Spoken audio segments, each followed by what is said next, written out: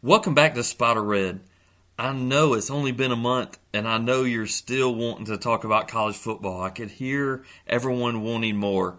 Well, I'm going to give you a little more.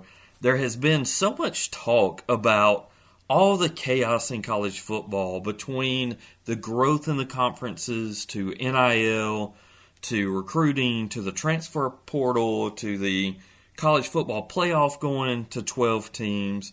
A lot of people says that some of it's not making sense, and I completely agree. And that's why I want to do a 4-part series to break down on how I would change college football to make it make more sense to at least me. So I'm going to break it down in 4 parts. I'm going to go ahead and tell you what the parts are going to be. So let's take a look at that. So part 1 will be about the super conferences, and I will talk about that more during this whole video. I've got a lot to discuss, and I'm going to show you what I think they should do with all the conferences and why. Part 2, I'm just going to talk about the NIL that should come out later this week. I'm still trying to figure out some numbers that I want to present, but the NIL should be later on. Then part 3, I'm going to focus on recruiting, the transfer portal. So hopefully that will be within maybe a week, maybe 2. Just depends on how much time it takes me to get everything together. I'm still working on some ideas. I have a big idea for recruiting, and I have some ideas for the transfer portal as well. And then my last part is college football was a great start. 4 teams that at least gave us what everybody had been craving, but we knew it wasn't quite there.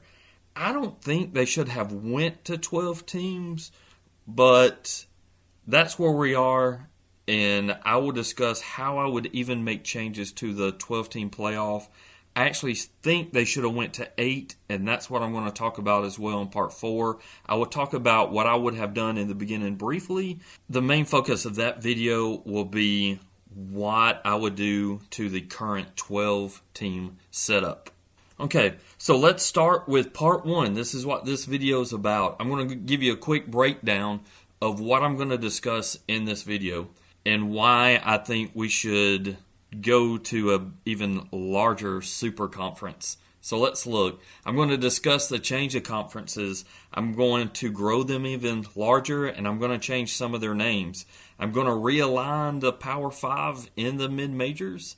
I'm going to try to show why it would make sense for regions and rivalries. This could also help for basketball, baseball, girls softball. I mean, this growth and how I'm going to change the conferences can go beyond football, or they could just stick it with football because basketball, it moves around a little bit, especially in the mid-majors. I'm going to talk about what I would do with the scheduling because of the larger conferences. I'm going to talk about a coalition. I will get to that towards the end of the video. And then I will talk about the TV deals. And look, there's no perfect answer. This is just an examination of the current chaos. I'm just showing what I would do. I'm not saying this is the perfect answer. I'm just saying this is what I would do. Here we go. Let's look at it. Super conferences, are they too large already? No, I don't think they are. And I think they're going to continue to grow because more schools want more payouts and more money. And I believe over time they'll just continue to grow. A lot of this has to do with the TV deals, and like I said, the payouts to the schools. Texas and Oklahoma got pulled in because they want more money and to be part of the SEC. Well, then the Big Ten went after USC and UCLA because those are 2 of the stronger teams in the Pac-12, and they wanted money too. And then that just started a snowball effect. And now you even have the ACC going after Cal and Stanford, and then you have 2 teams kind of left hanging in the Pac-2 with Oregon State and Washington State. It just doesn't make sense. So what I would do, I would take the Power 5 becomes the Power 3. The SEC will grow to 24 teams. The conference name will remain. The Big Ten's going to grow to 25 teams. And then I would rename it to the Big 25. I gave them an extra team so that them and the Big 12 could rename and it would make sense. And then the Big 12 would grow to 24 teams. and they would rename their conference to the Big 24. And changing the conference name is not a big deal. They've went from the Big 8 and from the Southwest. Conferences have renamed due to growth anyway, so I don't think it would be a big deal. And if you get to that many teams, I don't know if you would ever grow any larger. So I would think that the Big 25, Big 24 would stay for a while. So let's talk about defunct. So the Pac-12 is now the Pac-2. They're pretty much done anyway. And then the ACC, if Florida State leaves the ACC, I think that could be a snowball effect. More teams would probably follow suit. And there would also be no more independents. I would push Notre Dame into one. You'll see that. I would have UConn, UMass going into some of the mid-major team conferences. So I'll go over that as well. Here we go. Let's look at the SEC. So, looking at the map, you will see a good bit of the ACC will fall into the new SEC Super Conference. So I'll start at the bottom. We would take Miami. We would actually pull Central Florida out of the Big 12. We would pull Florida State, Georgia Tech, Clemson, North Carolina State, Louisville, and then if you look over on the west side, we would pull Oklahoma State from the Big 12. Okay, the reason why I pulled all these is because regionally it makes sense. Oklahoma and Texas is already in. To make this super conference, we would stay mostly in the southeast. I mean, Miami, they would have great rivalries with Florida State, Miami. I pulled Clemson to, go with South Carolina, even Georgia. And then you'd have Georgia Tech and Georgia. I mean, North Carolina State, they're the only ones that kind of got left out of the rivalries. But, I mean, they could still play Duke or North Carolina when I show you where they fall. And then Louisville, Kentucky. And then on the other side, we would bring Oklahoma State in with Oklahoma. And all of this fits into trying to get to 24 and 25 teams for the Power 3. Now, the SEC just took away their divisions, but I'm going to add divisions back with the conference being so large. So let's look at the split. I drew a line. I have 12 on the east and 12 on the west. Now, I'm going to rename those, and let's take a look real quick. I'm going to rename the East to the Atlantic to kind of pay homage to the ACC, and I'm going to rename the West to the Gulf, just so it's just not East and West. So if we look at the Atlantic, you'll have Louisville, Kentucky, Tennessee, Georgia, Georgia Tech, Florida, Florida State, UFC, Miami, Clemson, South Carolina, and North Carolina State. A lot of those fall within their respective rivalries. On the Gulf side, you would have Oklahoma, Oklahoma State, Texas, Texas A&M, LSU, Arkansas, Missouri, Ole Miss, Alabama, Auburn, Mississippi State, and Vanderbilt. So I split it up. Now they can still cross over. Now I'll go over scheduling after I show you all of the division splits and how I've got all the conferences laid out. And I will go over how I would do the scheduling. But there it is. There's your new SEC with 24 teams. Okay, now it's the Big Ten's turn. So I'm going to rename them, as I said before, to the Big 25. I would call it 2-5. You know how the SEC goes, SEC. You could go 2-5. I don't care what they do. That's just what I came up with. So here is what I have. I have a lot of the ACC going to them as well. So we would add Duke, North Carolina, Wake Forest, Virginia Tech, Virginia, and then you would add Boston College and Syracuse. Coming back down towards the middle next to Virginia, I would pull West Virginia. Oh, Pitt as well. I'm sorry, I missed Pitt. But I would add West Virginia and Cincinnati from the Big 12. Also, I would pull Notre Dame in from technically the ACC in basketball. They're independent in football. You would have to work something out with the NBC with their contract. I will briefly go over that. And then if you look over on the far west, I'm actually going to bring Iowa State from the Big 12 into the Big 25. Okay, so let's look at their split. Here I drew a line. I'm kind of splitting one to the east and one to the west. They're getting rid of divisions too. Kirk Herbstreit and College Game Day actually talked about this. With no divisions, if Michigan and Ohio State are the best two teams, the big game's going to kind of lose its importance, because then they might play the big game, and then they might play a conference championship, and then they might play in the 12-team playoff, so they might play 3 straight times. It's kind of crazy. So I would leave them in the same division. So let's look at this.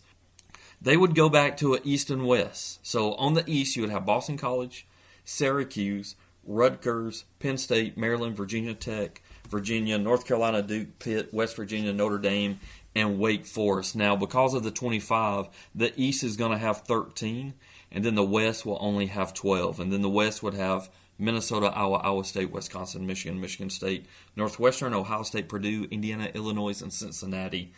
Now that you got the picture in your head of this conference, the new Big 25, let's take football out of the equation. This is a monster of a division for college basketball, and that's kind of why I did this. Look, you have Duke, North Carolina, West Virginia's been good, Pitt, Notre Dame, Michigan, Ohio State. Look at Purdue right now, Iowa. You always have Indiana. Wisconsin has had their years. Iowa State has too. You got Syracuse, Maryland. This is a loaded basketball conference. Now, we can't take away from the football either. This is still a loaded conference, but I would have Michigan and Ohio State in the same, just how College Game Day kind of mentioned. And then you would still have a lot of good football on the West. The West would be kind of loaded with Wisconsin, Michigan, Ohio State, Iowa State, and Cincinnati. And then on the East, you would still have Pitt, Notre Dame, and West Virginia. Duke and North Carolina's been looking up. Virginia Tech, I'm sure, will come back around. This would still be a very competitive football conference. But basketball, whoa. I mean, I didn't even mention in the SEC what kind of baseball conference that would be. But this would be such a fun basketball conference.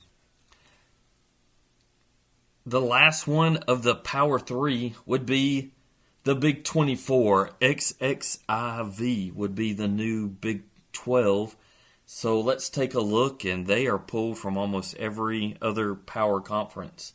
We would start in the bottom with Houston, Baylor, TCU. We would add SMU, and then you would have Texas Tech, and then you would have Kansas State and Kansas. We would pull Nebraska from the Big Ten. Colorado's already coming back. BYU is already in. We'd pull Utah in. They're already in. Arizona State. Now we'd pull from the Mountain West. We'd have San Diego State. We would pull UCLA and USC back out of the Big Ten. We would add Fresno State. We would pull Cal and Stanford out of the ACC. We'd pull Boise State as well. We would pull Oregon out of the Big Ten with Washington out of the Big Ten. And then there were 2 remaining Pac-2 teams, Oregon State and Washington State, would fall into the Big 24. Regionally, this is by far the one that is most spread out, but when you cut the divisions in half, regionally, this would still help a lot of traveling, and it wouldn't be as bad as USC going all the way to Rutgers or Michigan or one of the most far east teams, or Maryland. This is another one that makes regional sense and rivalry sense. You have a ton of schools down in Texas that could have rivalries. You would still have Kansas State, Kansas, Nebraska, and Colorado could have that. Then you would have your Utahs, your Arizonas, and then the swath of California teams. And then far up north, you would bring back your Washington State and Oregon and Oregon State as well. And then Boise could fall into maybe having still some of their rivalries with maybe Fresno State, San Diego State. This would help build out the Power 5. I tried to pull schools that made sense outside of football. Another basketball as well. San Diego State has been playing really well. And then Boise for football would kind of fit in. And this would be another pretty tough basketball conference as well, adding to, football and baseball as well. Again, we'd have to split this conference into 2. So let's look at the line. I have this split. On this, I'm going to kind of pay reference to the Big 12's old name Southwest. So the east side would be called Southwest, and then to kind of keep the Pac-12 alive, you would call the west side the Pacific Division, as follows. On the Southwest, we would have Utah, Arizona, Arizona State, Colorado, Nebraska, Kansas, Kansas State, Texas Tech, TCU, Baylor, Houston, and SMU. On the Pacific side, we'd have Washington, Washington State, Oregon, Oregon State, Boise State, California, Stanford, Fresno State, UCLA, USC, San Diego State, and BYU. So that's your XXIV. That's how the divisions would be split out. Okay, now we're going to go over the mid-majors changes. I left most of them intact, but the AAC, the American Athletic, will go to 22, and then Conference USA will be at 18, and then the Sun Belt will be at 20. We'll start with the AAC, the American Athletic. So on the west side, we'll have Nevada, Utah State, Wyoming, Colorado State, Air Force, New Mexico State, North Texas, Air Force, Rice, and UNLV. On the east side, we would have Memphis, UAB, South Florida, Florida Atlantic, Charlotte, East Carolina, Navy, Tulsa, Army, UMass, and UConn. So with the AAC, I was trying to bring in the military schools together. You know, Army, UMass, and UConn are actually independent, so I was going to bring them into a conference. You would think that they would want to be in a conference to get some of the payouts. Just makes sense to me. Moving over to Conference USA, I would start in the South with Tulane, UTEP, Sam Houston, Middle Tennessee State, Western Kentucky, Ohio, Miami of Ohio, Ball State, and Kent State. And on the north side, we would have Central Michigan, Eastern Michigan, Western Michigan, Bowling Green, Toledo, Temple, Buffalo, Akron, and Northern Illinois, NIU. For the last mid-major conference would be the Sun Belt. So on the west side, we'd have Louisiana Tech, Little Rock, Louisiana Monroe, Texas State, Arkansas State, Louisiana Southern Miss, Jack State, Texas at Arlington, Troy. On the east side, we'd have Old Dominion, James Madison, South Alabama, Coastal Carolina, App State, Georgia Southern, Marshall, Liberty, and FIU.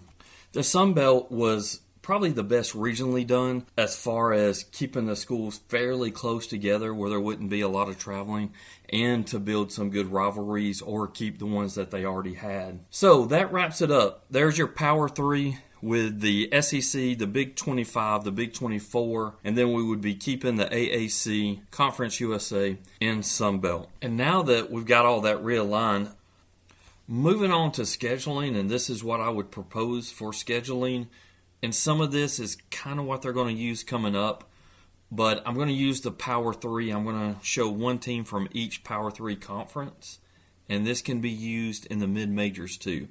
So you would have 4 rival games that you play every single year. Overall, you would play 7 teams from your division. Most of them have 12. That one Big 25 would have 13. So in that 7 divisional games, you would rotate the 3 games outside of the rivalries, and I will show you another way that you can kind of flex that. And then you would play 3 opposing division teams, 1 mid-major game, and then you must play 1 Power 3 outside of your conference. So let's look at this example with Georgia. Every year their rivals would be, and it would fall within their division, Georgia Tech, Florida, Tennessee, and South Carolina, would move over to their 7 division games. They already have the 4 I just mentioned with their rivals. Then you would add, this would be in rotation, Clemson, Florida State, Miami. On the opposite side of their division, on the Gulf side, they would play Auburn, Alabama, Ole Miss. And then you would get 1 mid-major. They could play anybody. I just picked Georgia State. And then 1 Power 3 team, and that's Iowa. And that would give them their 12 games for the season. Now let me show you 2 more schedules from the other 2 conferences, show that you can kind of flex this a little bit. We'll start off with Michigan out of the Big 25. Their rivals would be Ohio State, Michigan State, Wisconsin, and Notre Dame. Now remember, when I did this, Notre Dame was actually on the west side, which is fine. So if you look at their 7 division games, they would always have Ohio State, Michigan State, and Wisconsin. And then they would rotate 4 in their division. So that particular year, they would just play Iowa, Purdue, Illinois, and Indiana. They would have 3 on the opposite side. Now, they would always have Notre Dame, so they would only rotate 2 on the opposing side. And that year it would be Penn State and Duke. Their mid-major would be Eastern Michigan, and their Power 3 would be Baylor outside of their conference. Moving on to one of the Big 24 schools, I picked Oregon. Their rivals would be Oregon State, Washington State. Now, I did the same with them. Utah. Utah is on the southwest side, where Oregon's on the Pacific side, which is okay because you'll just be the same as Michigan. There are 7 division games. They would always play those 3, and then they would rotate the other ones. This year it would have been Cal, Stanford, USC, Fresno State. Their opposing, they would always have Utah, and then they would have Kansas State and Houston. And then their mid-major would be Utah State, and their Power 3, for example, would be Clemson. And I'm just pulling these out. They could change the rivals to whoever they want their rivals to be. I've watched a lot of football. I know some of these would be very, very close, but, I mean, they would have free reign to pull whoever they want to as far as schedule. But that would be my proposal, and I think that would work out. This could help the conference championship games because let's just pick Michigan. So Michigan wins the west side, and they didn't play the team that won the East. Let's say West Virginia won it that year. So then you would have 2 teams that never won it, and then they maybe would not meet in the college football 12 teams. So this still gives good balance, and they can still play all of their rivals that they currently do, and then you might build new ones. Who's to say in the next 10 years Michigan, after playing Duke a few times, becomes a big rivalry? It could happen in basketball, but it could happen in football. And maybe after, say, 10 years, they could switch their rivals and then rotate that out or whatnot. Maybe Oregon State starts playing San Diego State really tough, or San Diego State starts beating Oregon for whatever reason, and they build a good rivalry. These are just examples of the proposed schedule that I would use. Also, if you saw on the last slide, I talked about starting a little earlier, but I'm going to do that in my last video in this series for the college football playoff. I'm going to go over how I would kind of change the schedule to allow more bye weeks and maybe push the championship game a little further along to allow them more time than just having, 3 weeks to prepare for a semifinal, but they only get like a week for the championship game. So I will talk about that in the last video. Okay, so I've talked about changing the conferences, their schedules. So who is going to regulate this? Well, here's a big one, and there's already rumors going around about how bad the NCAA is and some leadership issues that the Big Ten and the SEC is having with them. So here's one of the biggest changes that I have. Peace out to the NCAA. I am going to create a new governing body, and I would call it the Coalition of Conference Athletics. You could call it CCA or CCON-A or CCONA, whatever you want to, whatever they want to call it. It doesn't even have to be called the Coalition of Conference Athletics, but I think the Power 3, along with the mid-majors, could come in and create a new governing body. They need it because the NCAA is freaking horrible. And I'm looking at this here. If you look up, you could have Greg Sankey, who's commissioner of the SEC, Tony Petitti, who is the commissioner of Big Ten, Brett Yormark, who is the commissioner of the Big 12, and then you could pull in James J. Phillips, who's the commissioner of the ACC currently. They would be defunct through my system, but you could have all them as board of directors, have them come in, hire a president for the CCA, or promote, say, and I'm just using this as an example, don't call me an SEC homer, this is purely just an example, promote Greg Sankey to president, and then the SEC would have to hire a different commissioner. For me, the coalition would regulate NIL recruiting and the transfer portal, and each conference would be fully responsible for helping maintain those regulations. The coalition would set the governing and policies, rules, regulations out, and this could create more jobs within the conference, but I'd want the conference handling this. And then the board of directors could just help oversee and make changes as they see fit. Now, if you watch the next video on NIL, and then the video following that were recruiting and transfer portal, I will get into, I'm not going to go in depth on how they should govern the conferences, but I think it would be better for them to come along. And then the NCAA, they can, I don't know, take over Division II, keep Division III, all those. But I would completely cut out the NCAA. And this would go as far as basketball, baseball. They could pick the major sports that they would like to govern, but there's enough money between the deals or whatnot that they could get this done. So there is a lot of money that they could use to build the CCA.